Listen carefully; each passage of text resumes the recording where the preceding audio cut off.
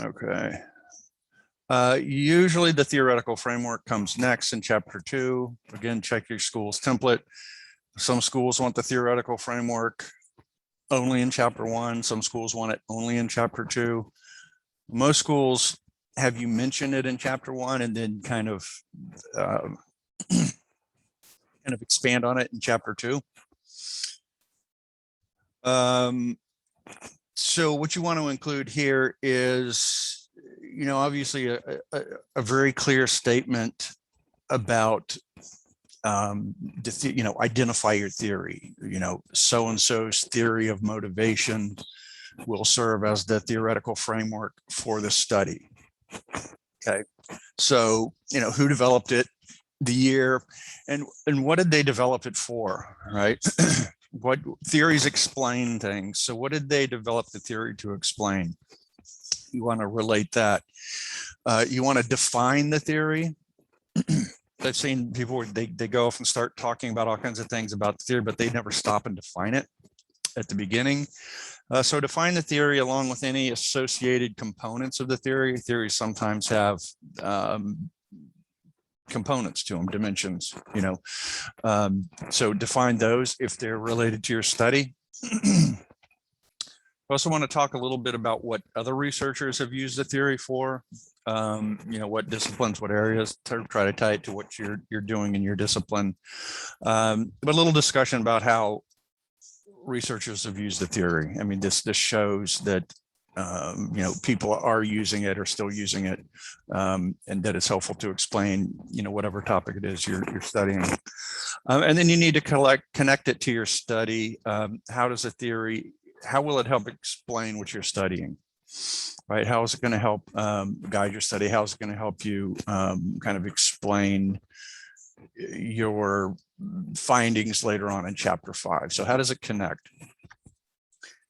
One of the big questions about the theoretical framework is the terms. So theoretical framework, but we also sometimes have conceptual framework. How do you know which one you need and what's the differences? I mean, there are articles, if you really want to kind of delve into the differences of both of them. There are people who have written articles on this, but for our purposes, I think it's enough to know that theoretical frameworks are typically associated with quantitative studies, and conceptual frameworks are typically associated with qualitative studies. And a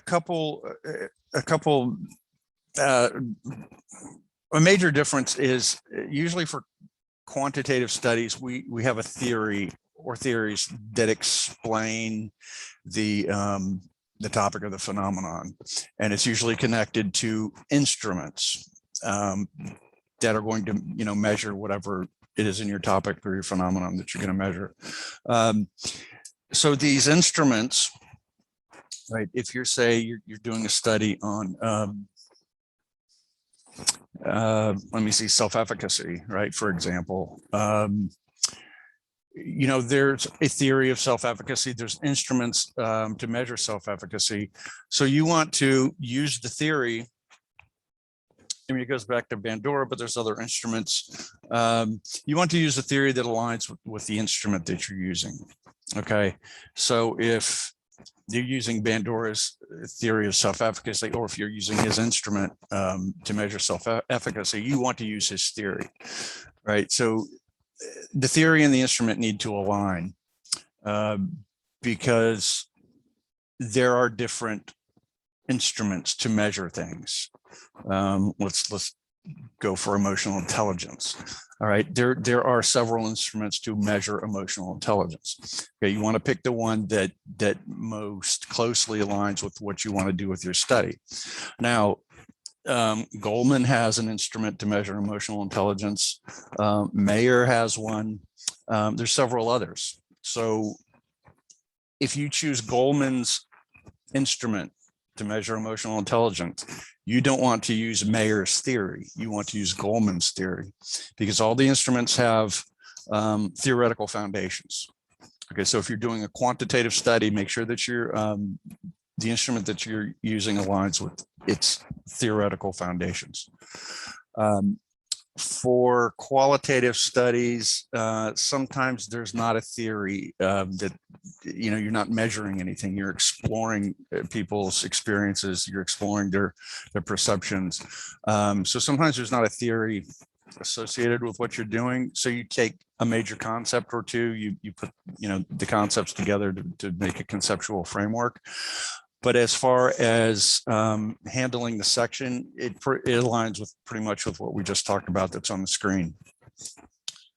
Another point, especially about the theoretical framework for quant studies, simpler, well, let me say this, more streamlined is better, okay? And not to say simple, but I've seen people, 3, 4, 5 studies, they keep piling them on, and it's like, whoa. You only need more studies than one. I mean, more theories than one if you really, really need it. Sometimes you need 2, but beyond that, you're getting into difficult territory, because number one, you have to define all of them. Then you're going to have to talk about how all of them connect to your study. Then you're going to have to talk about all of them in relation to your findings later in chapter 5. So if you can find one good theory, sometimes if you're measuring 2 things, you might need 2 theories. But keep the theoretical framework clean and streamlined and as closely aligned to what you're doing as possible. Okay, then the next section is the actual review of the literature. And something to make clear in the big sense is the review of the literature is not a general discussion on your topic. It's focused on what you're doing specifically. It's focused on your variables, on your factors, on your topic, what you're studying specifically. And really, you're doing some review, you're doing some summary, you're also doing analysis and synthesis, and we'll get into that a little bit later. But really what the literature review ends up being is kind of a big argument for your research problem, right? So the research problem drives the entire study. It's the why of your study. Why am I doing this? Because of this research problem. We lack research in this area, or we don't know something about the topic that my study is going to fill. So the review of the literature, as you're going through and summarizing articles and analyzing the articles, the research on your topic, you always want to keep in mind that, how does this relate to my study? How does it make a case for what I'm doing? So in other words, somebody did something on your topic, but they didn't cover exactly what you're doing. So you want to highlight that where you can. So how do you organize a lit review? Because you're gonna have a lot of articles. What do I do? You have this massive information. Organize it by your concepts. Organize it by your variables. Right? If you're studying the connection between EI and emotional intelligence and self-efficacy, you want sections on those factors, right? Where you explain the factors, you define them, and then you review the recent research on them to show what researchers. So what you're doing too is giving a snapshot of the research, the current, or fairly current, snapshot of what the research is on your topic. So use headers to organize the material based on your factors, your variables, your major concepts. So again, no surprises. These are the things that align with what you're doing. Organize material in sections, typically by having a section introduction and then reviewing the research. Okay, right. So just don't start reviewing the research. Talk a little bit about what it is you're going to talk. Have a section introduction, and then review the research. Reviewing the research consists of synthesis and analysis. So there is some summary going on in the review of the literature. Obviously, what did these researchers study? Why did they study it? What did their study entail? What did they find? Okay, so some summary, but you also want to kind of analyze the research to some degree. What's missing from the research? What are the gaps? How does, they covered this, but they didn't cover something else. That leaves a gap for your study to address. Synthesis. What does synthesis mean? It's really just a combination of things to form a whole. So when you're synthesizing material, you're kind of, it's like comparing and contrasting. So when studies are on the same topic or variable, you can kind of put them together, especially the findings. How does the findings of researcher A compare to what researcher B found? Are there similarities? Are there differences? So where you can, you want to, you kind of want to make those connections between the research. This, Smith's findings corroborate what Jones found in his, 2017 study, or these differ from Jones's findings. Okay. Combine information from studies to make your points. Synthesize at the paragraph level. It seems sometimes, in my experience, again, you have a lot of information. So any way you can organize this information is helpful, not only to the reader when they read it, but to you when you write it. So have sections, right? And then at the paragraph level, let's go back to when we learned how to write paragraphs. You have a topic sentence with a controlling idea. Then you have sentences that support or illustrate your main topic, and some kind of summary sentence at the end. And this is kind of review. This is stuff I'm sure you all know, but just to kind of review it, because again, when we're kind of inundated with all this material, it's hard to organize it. So going back to these basic principles of organization can help. And that's just kind of an example, of a paragraph that has a controlling idea, evidence or illustrations, and then a summary or transition statement or sentence at the end. But this will include, the paragraphs will include information from the research, the studies that you're covering, right? You make a point about it. You bring in the material from the studies to help make the point. And you can do some synthesis here, right? You can see where so-and-so found one thing, but somebody else found something else. Maybe it's different, maybe it's the same. It just depends on what's in the research. Okay, analysis. We know what that means, kind of making a judgment or an evaluation about something. In this case, it's the research that we're looking at. Analysis can include noting shortcomings or gaps of studies, especially if it relates to your research problem. This person covered whatever they covered, but they didn't cover what you're doing. That helps make that argument for the need for your study. You can note trends in the research. Trends can also include gaps in the research. You want to reiterate your research problem and the need for your study where you can, especially at the beginning, at the end, and at the end. And overall, like I said, it culminates, it ends up being a big argument for the research problem, for conducting your study, as well as kind of reviewing the research along the way.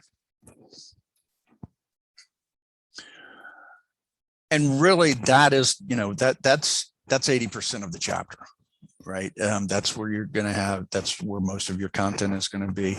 You get to the summary. Again, like the introduction, this is kind of a typical chapter summary. You recap major points from the chapter. Remind the reader of the research problem based on what is and is not in the literature. And again, reinforce the need for your study. Reiterate the need for your study, right? And beware of what I call the fake summary. I don't know what it is, but sometimes folks just kind of, they phone in the summary. I did this, this, and this in the summary, the end.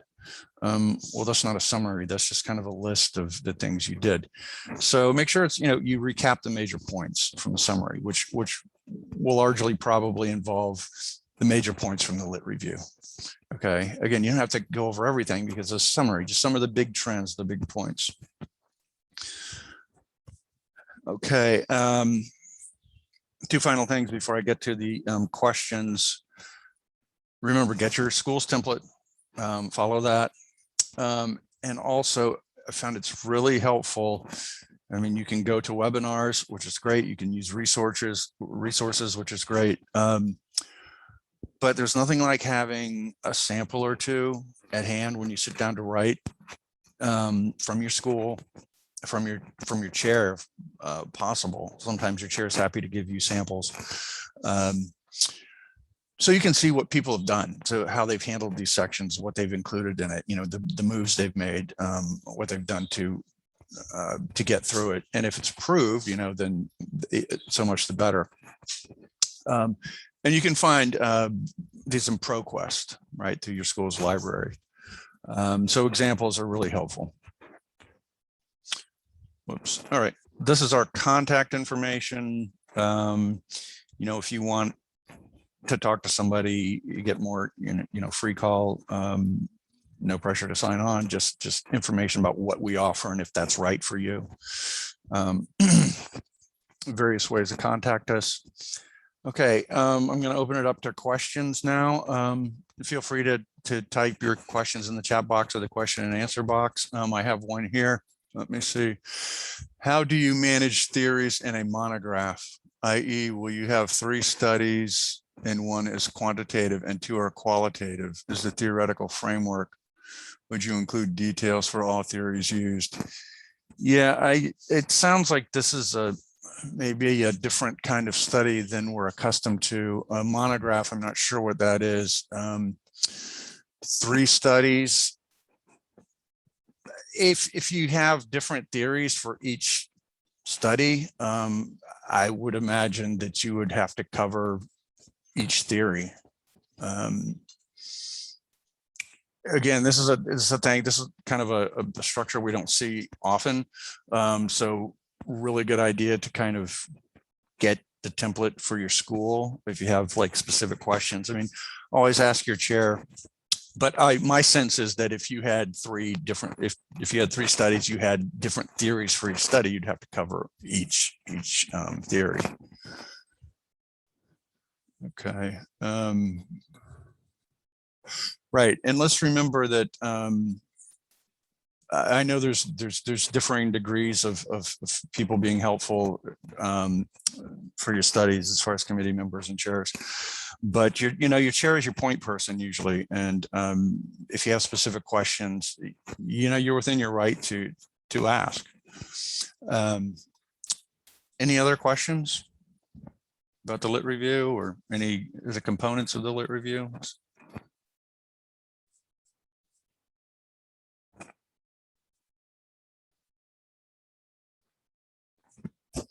Just that one?